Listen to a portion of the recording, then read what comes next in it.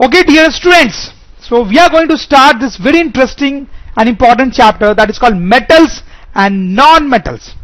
तो students metals किनको बोलते हैं, नॉन मेटल्स किनको बोलते हैं, काफी हद तक अभी तक आप समझ गए होंगे स्टूडेंट्स मैं आपको याद दिलाऊं एलिमेंट्स क्या होता है. याद आ रहा है स्टूडेंट्स? एलिमेंट्स लगभग 115 एलिमेंट्स पाए जाते हैं. तो ये जो एलिमेंट्स होते हैं इनको हम दो ग्रुप्स में जनरली क्लासिफाई करते हैं, मेटल्स और नॉन मेटल्स. कई बार एक और ग्रुप में भी इनको क्लासिफाई करते हैं जिनका नाम होता है मेटलॉइड्स. ये उतना इंपॉर्टेंट ग्रुप नहीं होता है. मेटल्स और नॉन मेटल्स बड़ा इंपॉर्टेंट ग्रुप होता है स्टूडेंट्स. मेटल्स के अंदर जो एलिमेंट्स आते हैं उनकी कुछ अलग प्रॉपर्टीज होती हैं. नॉन मेटल्स के अंदर जो एलिमेंट्स आते हैं उनकी अलग प्रॉपर्टीज होती हैं. ठीक है.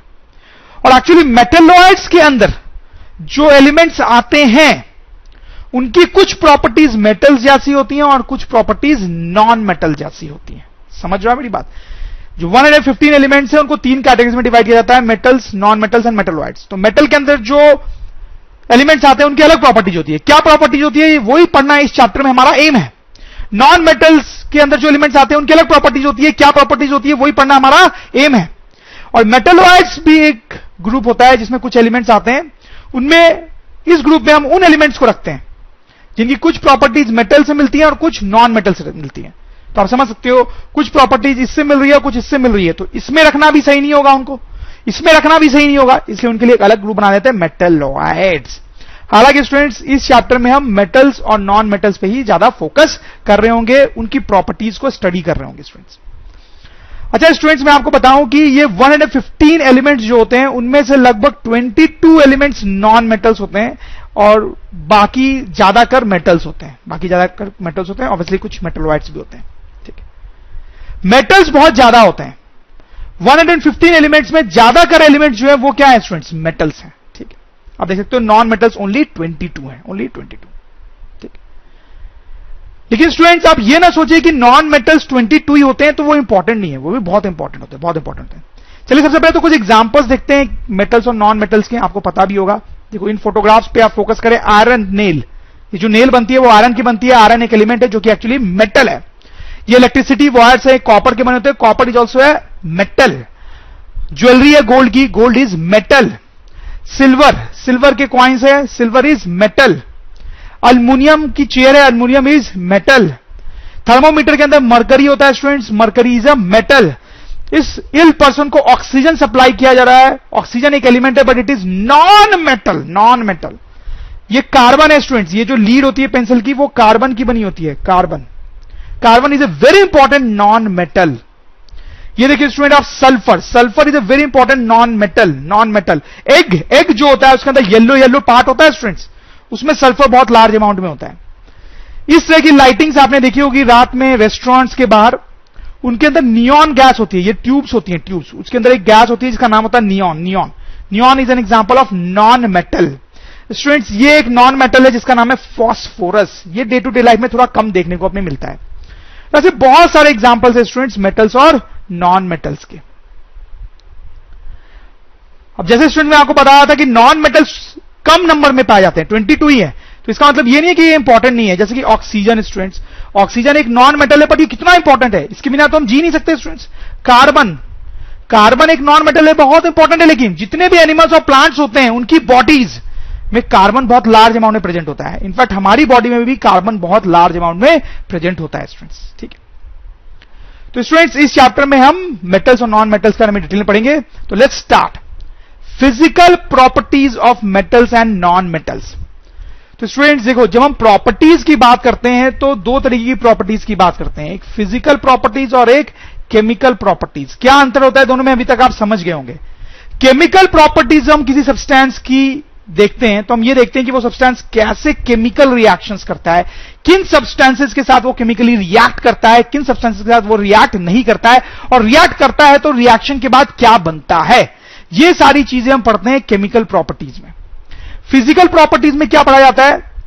फिजिकल प्रॉपर्टी है, बाकी चीजें हम पढ़ते हैं कि सब्सटेंस जो है वो हार्ड है या सॉफ्ट है, उसका मेल्टिंग पॉइंट क्या है, उसका बॉइलिंग पॉइंट क्या है, वो दिखता कैसा है, उसका स्टेट क्या होता है, मतलब सॉलिड है, लिक्विड है, गैस है। इस टाइप की चीजें जो हैं जिनमें केमिकल रिएक्शन इन्वॉल्व नहीं है, उन सबको हम फिजिकल प्रॉपर्टीज के अंतर्गत पढ़ते हैं। ठीक है स्टूडेंट्स, तो पहले हम मेटल्स और नॉन मेटल्स की फिजिकल प्रॉपर्टीज स्टडी करेंगे, फिजिकल प्रॉपर्टीज, और फिर केमिकल प्रॉपर्टीज भी स्टडी करेंगे। तो स्टूडेंट्स स्टार्ट करते हैं एक बहुत ही इंटरेस्टिंग फिजिकल प्रॉपर्टी से, बहुत ही इंपॉर्टेंट फिजिकल प्रॉपर्टी से, जिसका नाम है malleability. Malleability, please note the spelling. जैसे स्टूडेंट्स आप कुछ फोटोग्राफ्स देखें, ये आप देख रहे हैं स्टूडेंट्स, ये एक अल्युमिनियम शीट है, अल्युमिनियम शीट है जिससे फूड रखने के लिए वेसल बनाया गया है। ठीक है, देखा होगा आपने स्टूडेंट्स। तो ये बेसिकली अल्युमिनियम की शीट है, अल्युमिनियम एक मेटल होता है, उसकी एक शीट बनाई गई है स्टूडेंट्स। ठीक है, ये गोल्ड प्लेट है। तो वंस अगेन आप देखें स्टूडेंट्स, गोल्ड एक मेटल होता है, गोल्ड एक मेटल है, अल्युमिनियम भी मेटल था, गोल्ड एक मेटल होता है, उसकी यहां पे शीट बनाई गई है स्टूडेंट्स। आयरन भी एक मेटल होता है स्टूडेंट्स। आप देखें ये जो कंस्ट्रक्शन किया गया है, उसके ये जो रूफ है वो आयरन की शीट से बने हैं, आयरन की शीट से बने हैं। ये कॉपर की प्लेट है स्टूडेंट्स, कॉपर एक मेटल होता है, तो ये कॉपर की शीट बनाई गई है स्टूडेंट्स। ये तो बड़ा इंटरेस्टिंग एग्जांपल है स्टूडेंट्स। ये स्वीट्स हैं, आपने देखा होगा कई बार स्वीट्स के ऊपर ऐसे सिल्वर की पतली पतली सी शीट लगाई गई होती है। तो सिल्वर भी स्टूडेंट्स एक मेटल होता है, उसकी भी यहां पे पतली पतली शीट्स हैं। तो स्टूडेंट्स आप देखें मेटल्स जो होते हैं, मेटल्स, उनकी ऐसे बहुत पतली पतली शीट्स बनाई जा सकती हैं। ठीक है, लेकिन जैसे स्टूडेंट्स ये कार्बन है, बेसिकली कोल, कोल जो है वो कार्बन का ही एक फॉर्म होता है। तो this is actually carbon which is a non metal. ठीक है स्टूडेंट्स, इसकी शीट देखी कभी आपने? कार्बन की शीट नहीं होती है स्टूडेंट्स। ठीक है, जैसे ये सारे सब्सटेंसेस है ना, मान लो आपके पास अल्युमिनियम का एक ब्लॉक है, अल्युमिनियम का एक ब्लॉक है, ठीक है, या आपके पास आयरन का एक ब्लॉक है। ठीक है, इसको हैमर से खूब पीटो, खूब मारो इसको हैमर से, तो धीरे धीरे धीरे मारते मारते स्टूडेंट्स इसकी शीट बन जाएगी, इसकी शीट बन जाएगी। ठीक है, आयरन का एक ब्लॉक है, उसको भी खूब हैमर से मार रहे हैं स्टूडेंट्स, तो उसकी शीट बन जाती है। ठीक है, तो स्टूडेंट्स मेटल्स की ऐसी प्रॉपर्टी होती है कि उनको मार मार के उनकी शीट्स बनाई जा सकती है। लेकिन नॉन मेटल्स जो होते हैं, जैसे कि कोल है, ठीक है, उसको आप जब मारोगे ना तो वो छोटे छोटे पीसेस में टूट जाता है, छोटे छोटे पीसेस में टूट जाता है। वैसे सल्फर को भी आप मारोगे, सल्फर हमने देखा था नॉन मेटल होता है, तो भी छोटे छोटे पीसेस में टूट जाएगा, उसकी शीट नहीं बनती है। तो ये एक इंपॉर्टेंट डिफरेंस होता है मेटल्स और नॉन मेटल्स में। ठीक है स्टूडेंट्स, तो मेटल्स की शीट बनाई जा सकती है, नॉन मेटल्स की शीट नहीं बनाई जा सकती है। ठीक है, तो अब यहां मेलेबिलिटी वर्ड का क्या मतलब होता है? Malleability is the property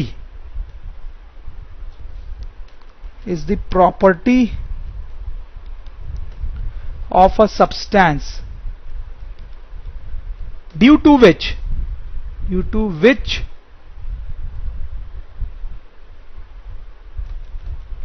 it can be beaten to make thin sheets। ठीक है स्टूडेंट्स, आप समझ गए होंगे मैलेबिलिटी प्रॉपर्टी का क्या मतलब है। तो स्टूडेंट्स हम मेटल्स के लिए क्या बोल सकते हैं कि मेटल्स के पास ये वाली प्रॉपर्टी होती है। तो स्टूडेंट्स हम बोल सकते हैं metals are malleable, metals are malleable, and non metals को शीट्स में कन्वर्ट नहीं किया जा सकता, तो non metals are non malleable. ठीक है स्टूडेंट्स, तो बड़ी इंटरेस्टिंग प्रॉपर्टी होती है स्टूडेंट्स की मेटल्स को आप देख सकते हैं बहुत सारे एग्जांपल्स में कि उनकी पतली पतली शीट्स बनाई जा सकती है। इनफैक्ट आप यहां पे देखिए सिल्वर की तो कितनी कितनी पतली शीट बनाई गई है। ठीक है स्टूडेंट्स, तो मेटल्स की पतली शीट बनाई जा सकती है, इसलिए metals are malleable, non metals are non malleable. In fact students मैं आपको बता दूं कि गोल्ड जो है मोस्ट मेलिएबल होता है, most malleable,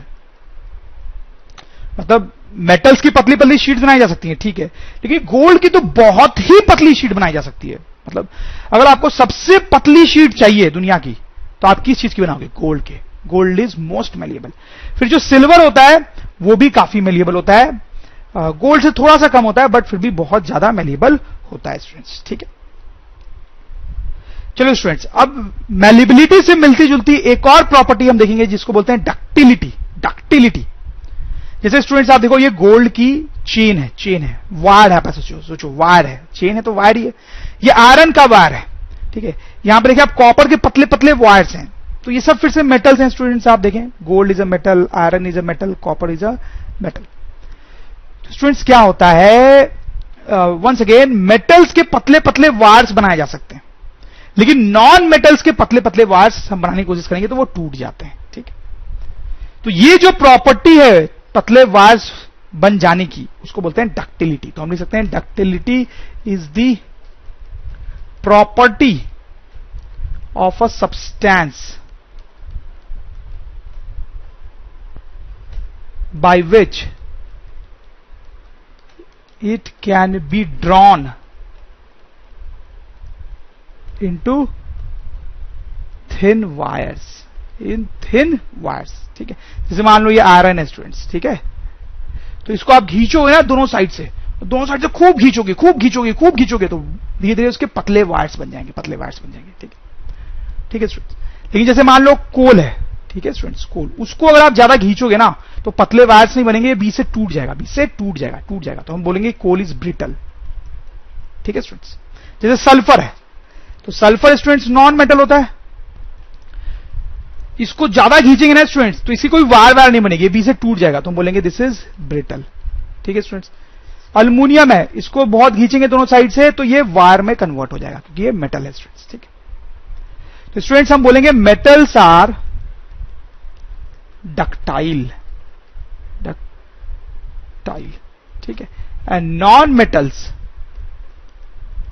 are non ductile, are non ductile. और ऐसा भी लिख सकते हैं कि नॉन मेटल्स जो हैं they are brittle, brittle, brittle मतलब वो टूट जाते हैं। ठीक है, उनकी वायर्स नहीं बनते हैं स्टूडेंट्स, या शीट भी नहीं बनते हैं। वंस अगेन स्टूडेंट्स, गोल्ड जो होता है दैट इज मैक्सिमम डक्टाइल। सबसे ज्यादा पतले रॉड्स अगर किसी चीज के बनाए जा सकते हैं, पतले वायर्स किसी चीज के बनाए जा सकते हैं तो वो गोल्ड है।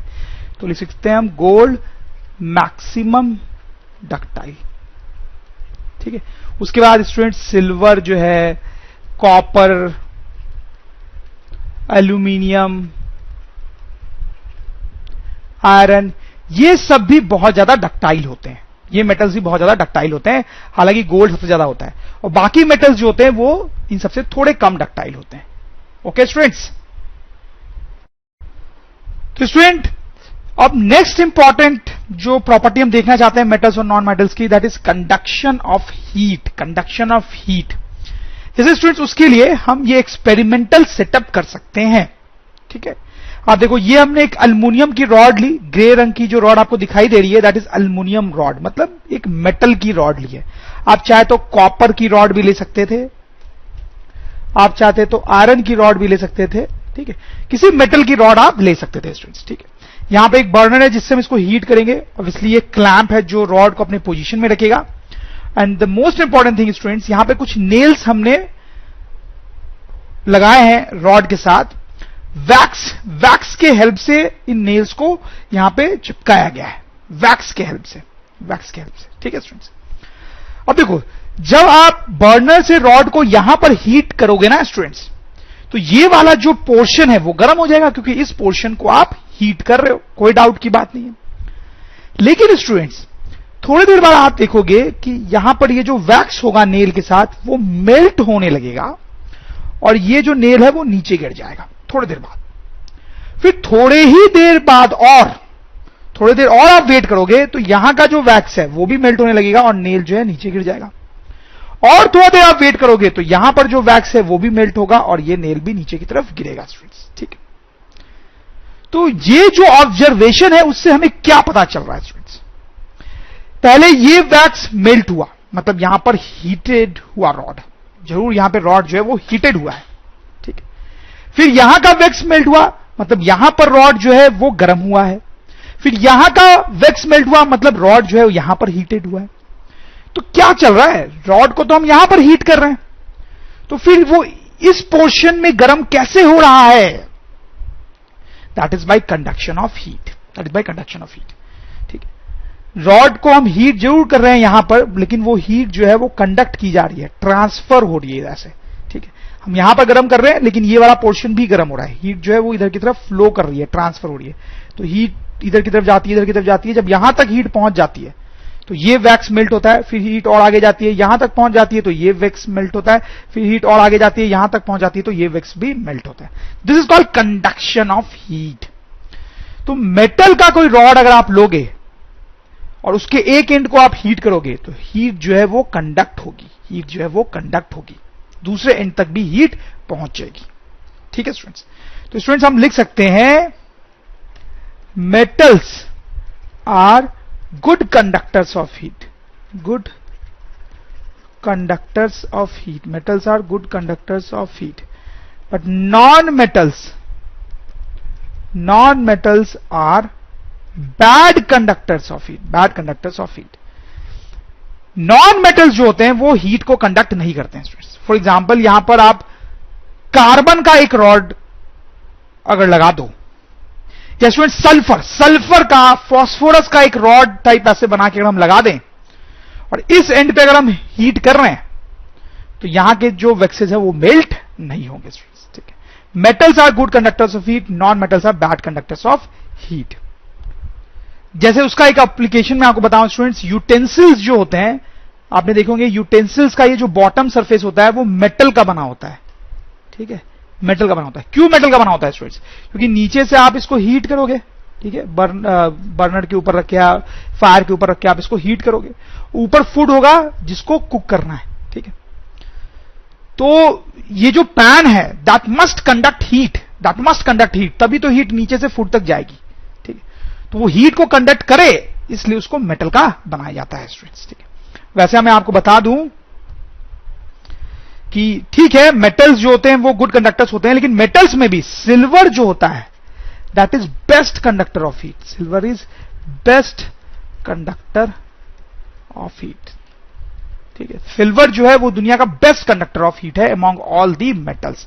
उसके बाद सिल्वर के बाद नंबर आता है स्टूडेंट्स कॉपर, एल्यूमिनियम,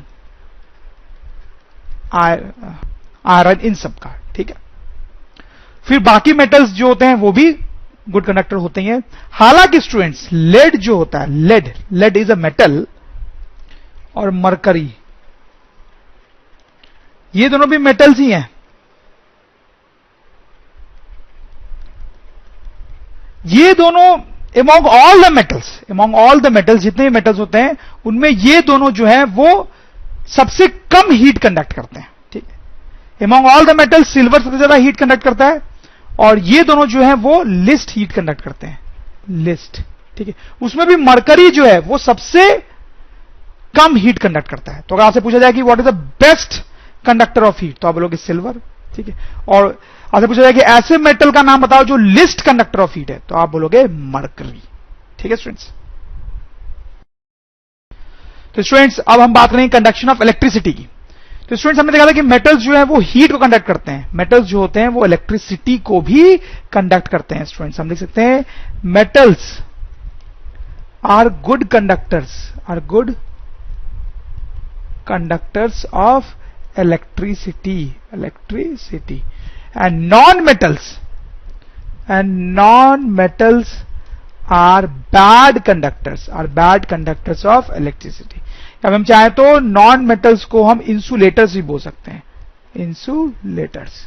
ठीक है स्टूडेंट्स, जो भी चीज बैड कंडक्टर है इलेक्ट्रिसिटी का उसको हम इंसुलेटर बोल सकते हैं स्टूडेंट्स। तो हम एक्सपेरिमेंट भी एक कर सकते हैं ये टेस्ट करने के लिए कि कौन सी चीज जो है वो गुड कंडक्टर है और कौन सी चीज जो है वो बैड कंडक्टर है स्टूडेंट। तो उसके लिए आपको क्या करना है, इस तरह के आप एक्सपेरिमेंटल सेटअप कर सकते हो। एक बल्ब लो आप, ठीक है, ये एक बैटरी या सेल जो होती है मार्केट में मिलती है, जो हम टॉयज में, क्लॉक में उसमें लगाते हैं, वो बैटरी है, ये सेल है। और यहां पे ये दो क्लिप्स हैं स्टूडेंट्स। ठीक है, इन सबको हमने कनेक्ट कर रखा है कॉपर वायर से। ठीक है, कॉपर वायर से कनेक्ट कर रखा है। अब देखो ये दोनों क्लिप्स के बीच में हम कोई भी सब्सटेंस लगा सकते हैं जिसकी कंडक्टिविटी हमें टेस्ट करनी है स्टूडेंट्स। ठीक है, तो अगर आप कोई मेटल लगाओगे, जैसे स्टूडेंट्स आपने यहां कॉपर लगाया, या फिर आपने स्टूडेंट्स सिल्वर लगाया, या फिर स्टूडेंट्स आपने आयरन लगाया, या फिर स्टूडेंट्स आपने एल्यूमिनियम लगाया। ठीक है, तो ये कुछ मेटल्स हैं। तो ये मेटल्स अगर आप इन दो क्लिप्स के बीच में लगाओगे स्टूडेंट्स, तो आप देखोगे कि जो बल्ब है वो ग्लो करने लगेगा, बल्ब ग्लो करने लगेगा। इसका मतलब क्या है स्टूडेंट्स, कि ये जो सर्किट है उसमें इलेक्ट्रिसिटी का फ्लो हुआ है, इलेक्ट्रिसिटी का फ्लो हुआ है, मतलब ये जो कॉपर प्लेट है या जो सिल्वर प्लेट है उसने इलेक्ट्रिसिटी को कंडक्ट किया है। ठीक। और स्टूडेंट्स अगर आप कोई नॉन मेटल लगाओगे, जैसे कि स्टूडेंट्स यहां पे आपने सल्फर लगाया, सल्फर की एक प्लेट लगाई या फॉस्फोरस,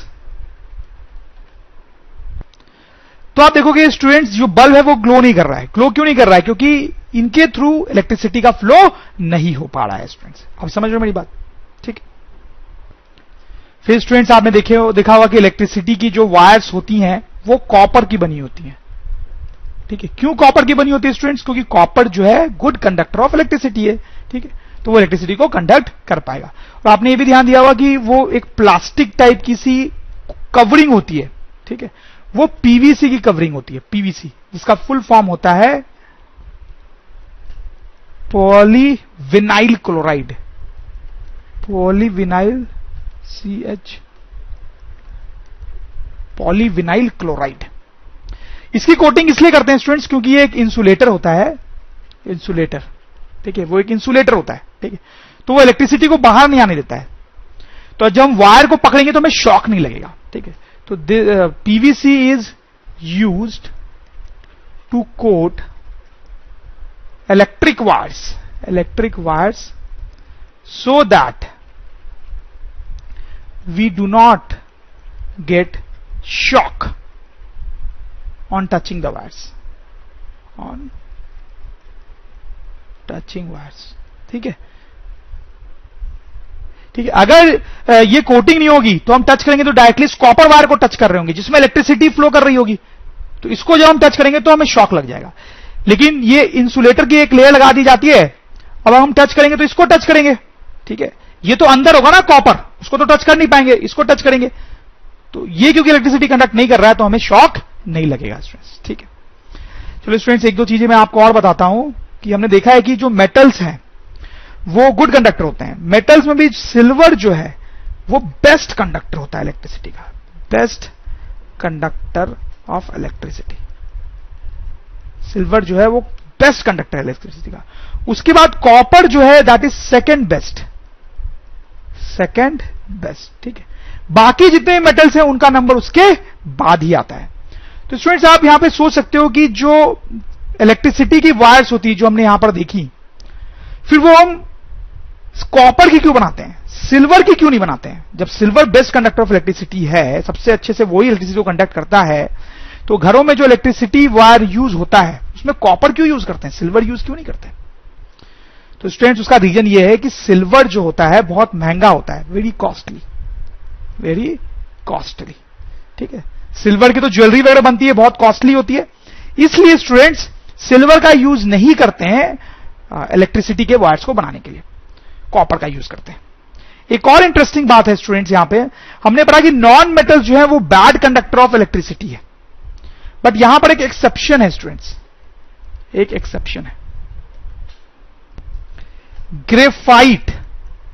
ग्रेफाइट जो होता है स्टूडेंट्स ये कार्बन का एक फॉर्म है, फॉर्म ऑफ कार्बन, कार्बन का फॉर्म होता है। आपको पता होगा कि कार्बन के बहुत सारे फॉर्म्स होते हैं, जैसे कि कोल हो गया, डायमंड हो गया, ये सब आपने पढ़ा होगा प्रीवियस क्लासेस में, ग्रेफाइट हो गया, और भी कुछ फॉर्म्स होते हैं कार्बन के। तो कार्बन जो है कई रूप में पाया जाता है, तो कार्बन का ये जो रूप होता है ना ग्रेफाइट वाला, ठीक है, वो गुड कंडक्टर होता है इलेक्ट्रिसिटी का, गुड कंडक्टर होता है, in fact very good conductor of electricity. तो स्टूडेंट देखो हम पढ़ रहे थे कि नॉन मेटल जो है they are bad conductors of electricity, but there is an exception, graphite which is a form of carbon which is actually a non metal. तो ग्रेफाइट को हम नॉन मेटल बोलेंगे, but still it's a very good conductor of electricity students. ठीक है। तो आप समझ ही गए होंगे स्टूडेंट्स, तो इंपॉर्टेंट बातें क्या है वो हम थोड़ा सा रिकॉल कर लेते हैं कि metals are good conductors of electricity. उसमें भी बेस्ट कंडक्टर कौन है, सिल्वर। सेकंड बेस्ट कौन है, copper. Non metals are bad conductors of electricity, but there is an exception, graphite which is a form of copper, जो कि good conductor है electricity का। तो स्टूडेंट्स लस्ट्रस, ये दूसरी प्रॉपर्टी जो हम देखना चाहते हैं। तो स्टूडेंट्स आप देखिए, ये सिल्वर है, ये गोल्ड है, ये एल्युमिनियम है स्टूडेंट्स। तो देख के आपको लग रहा होगा इनमें बहुत लस्टर है, एक अलग ही शाइन है उनमें। लेकिन स्टूडेंट्स ये फॉस्फोरस है, इसमें वो लस्टर या साइन आपको नहीं दिखाई देगा। तो स्टूडेंट्स क्या होता है कि जो मेटल्स होते हैं उनमें लस्टर होता है, LUSTRE लस्टर होता है, वो लस्ट्रस होते हैं। और जो नॉन मेटल्स होते हैं स्टूडेंट्स, नॉन मेटल्स जैसे कि ये फास्फोरस हो गया, उनमें लस्टर नहीं होता है, नॉट लस्टरस, ठीक है, उनमें लस्टर नहीं होता है स्टूडेंट्स, ठीक है। क्लियरली आप देख सकते हैं इन फोटोग्राफ से स्टूडेंट्स। हाँ, हालांकि एक एक्सेप्शन है स्टूडेंट्स, हमने देखा कि नॉन मेटल्स में लस्टर नहीं होता है, लेकिन एक एक्सेप्शन है, एक्सेप्शन आयोडीन। तो स्टूडेंट्स देखिए, ये आयोडीन की फोटोग्राफ है। आयोडीन जो है that is a non metal, तो कायदे से उसके पास लस्टर नहीं होना चाहिए। पर स्टूडेंट्स मैंने आपको बताया कि ये एक एक्सेप्शन है, ये नॉन मेटल है, फिर भी इसके पास लस्टर है, जैसा कि आप इस फोटोग्राफ में देख सकते हो, थोड़ी चमक है इसमें, ठीक है। तो आयोडीन नॉन मेटल होने के बाद भी थोड़ा लस्ट्रस होता है स्टूडेंट्स, राइट। अब एक और बात मैं आपको बताना चाहता हूं स्टूडेंट्स, आप ये देखें, ये एक सिल्वर क्वाइन है, उसका ये वाला हिस्सा आप देखें, इसमें लस्टर नहीं है, ये डल दिखाई दे रहा है आपको, ठीक है, ये डल दिखाई दे रहा है, इसमें लस्टर नहीं है। लेकिन ये वाला जो हिस्सा है उसमें लस्टर है स्टूडेंट्स। तो देखो क्या होता है कि कई बार आप मेटल्स को देखोगे ना, तो आपको लस्टर नहीं दिखाई देगा। कई बार ऐसा हुआ कि आप मेटल्स को देखोगे तो आपको लस्टर नहीं दिखाई देगा। तो क्या होता है स्टूडेंट्स कि मेटल्स को आपने अगर हवा में छोड़ दिया बहुत देर तक, या बहुत दिनों तक, बहुत टाइम तक, मेटल्स अगर हवा के कांटेक्ट में है, तो अब देखो हवा में तो क्या होता है स्टूडेंट्स, ऑक्सीजन गैस होती है, कार्बन डाइऑक्साइड गैस होती है, वाटर वेपर होती है, ठीक है, ये सारी चीजें हवा में अवेलेबल होती है। तो वो जो मेटल है बहुत टाइम तक जब इसको हवा में छोड़ देते हैं, तो धीरे धीरे धीरे धीरे वो इन गैसेस के साथ रिएक्ट कर सकता है, स्लोली स्लोली इन गैसेस के साथ रिएक्ट कर सकता है, और कुछ नए कंपाउंड्स बना सकता है, जिनको ऑक्साइड्स या कार्बोनेट्स वगैरह वगैरह कहा जाता है, ठीक है। जैसे यहां पर आप देखिए क्या हुआ है कि सिल्वर का कॉइन था, वो बहुत दिनों तक जब हवा के कांटेक्ट में रहा, तो हवा की इन गैसेस के साथ धीरे धीरे उसने रिएक्ट कर लिया, जिसके कारण ऑक्साइड्स या कार्बोनेट्स बन गए, और वो जो कंपाउंड्स हैं उनकी लेयर ऊपर डिपॉजिट हो गई, ठीक है, ठीक, उन कंपाउंड्स की लेयर डिपॉजिट हो गई, लेयर ऑफ ऑक्साइड्स और कार्बोनेट्स, ठीक है, वो डिपॉजिट हो गई। तो अब ये जो टॉप लेयर आपको दिख रही है ना, वो सिल्वर नहीं है, अब वो कोई दूसरा ऑक्साइड है स्टूडेंट्स, ठीक है, इसलिए आपको यहां पे लस्टर नहीं दिखाई दे रहा है। लेकिन सपोज किसी तरीके से आपने ये टॉप लेयर हटा दी, रबिंग करके, रब करके आपने ये टॉप वाला लेयर हटाया, तो उसके अंदर तो आपको सिल्वर दिखाई देगा, और वो सिल्वर आपको लस्ट्रस दिखाई देगा, ठीक है स्टूडेंट्स, आप समझ रहे हो। तो स्टूडेंट्स हमने यहां पे लिखा है, देखो, metals lose their shine if kept in air for long time due to formation of thin layer of oxide, carbonate etc. on their surface by slow reaction with gases in atmosphere. सही है students, ठीक है। तो इस तरह से एक डल layer बन जाती है, फिर सैंड पेपर या किसी चीज से आप रब करोगे तो ये लेयर हट जाती है, और उसके अंदर आपको फिर से शाइनी सरफेस दिखाई देता है। कलर, तो स्टूडेंट्स आप देखें, ये कुछ मेटल्स के कलर आप देख सकते हैं। मेटल्स जो होते हैं जनरली ग्रे कलर के होते हैं। Metals are generally of gray color, ठीक है स्टूडेंट्स, आप देख सकते हैं सिल्वर है, ये आयरन है, एल्युमिनियम है, सब ग्रे कलर के। और भी जितने मेटल्स होते हैं जनरली सब ग्रे कलर के होते हैं। दो एक्सेप्शन है स्टूडेंट्स, गोल्ड, गोल्ड जो है आप देख सकते हो वो येलोइश होता है क्लियरली, और कॉपर जो होता है स्टूडेंट्स वो रेडिश होता है, रेडिश, ठीक है, और गोल्ड जो है वो येलोइश। तो इन दोनों को छोड़ के बाकी जो मेटल्स होते हैं वो ग्रे कलर के होते हैं। लेकिन जब हम नॉन मेटल्स की बात करते हैं स्टूडेंट्स, तो non metals different different colours के हो सकते हैं, मल्टीपल कलर्स के हो सकते हैं। जैसे कार्बन ब्लैक है, सल्फर जो है वो नॉन मेटल है, वो येलो है, फास्फोरस रेडिश है, ब्रोमीन भी रेडिश है, ये एक नॉन मेटल है जो कि लिक्विड के फॉर्म में होता है रूम टेम्परेचर पे। क्लोरीन भी एक नॉन मेटल है जो गैस के फॉर्म में होता है रूम टेम्परेचर पे, वो येलोइश टाइप का होता है। तो नॉन मेटल्स अलग अलग कलर के हो सकते हैं, but metals generally grey colour के होते हैं। तो स्टूडेंट्स कुछ और प्रॉपर्टीज की हम बात कर सकते हैं क्विकली, जैसे कि हार्डनेस। तो मेटल्स जो होते हैं स्टूडेंट्स, क्या लगता है आपको, सुन के लगता है कि मेटल्स जो होते हैं बहुत हार्ड होते हैं स्टूडेंट्स, जैसे आयरन हो गया, एल्युमिनियम, बहुत हार्ड होते हैं सब। लेकिन स्टूडेंट्स नॉन मेटल्स जो होते हैं वो सॉफ्ट होते हैं। डेंसिटी की बात करें तो वंस अगेन मेटल्स जो होते हैं उनकी हाई डेंसिटी होती है, हाई डेंसिटी। तो ऑब्वियसली नॉन मेटल्स के बारे में मैं क्या बोलने वाला हूं समझ ही गए होंगे कि उनकी लो डेंसिटी होती है। फिर मेल्टिंग एंड बॉइलिंग पॉइंट की बात करें स्टूडेंट्स, तो मेटल्स जो होते हैं वंस अगेन उनकी high melting and boiling point होते हैं। तो जैसे आयरन है स्टूडेंट्स, तो वो मेटल है, उसका मेल्टिंग पॉइंट और बॉइलिंग पॉइंट बहुत हाई होगा, बहुत हीट करना पड़ेगा उसको मेल्ट करने के लिए। ठीक है स्टूडेंट्स, लेकिन स्टूडेंट्स इन तीनों के कुछ कुछ एक्सेप्शंस होते हैं। जैसे देखो पोटाशियम, सोडियम, ये दोनों मेटल्स हैं स्टूडेंट्स, दीज आर मेटल्स।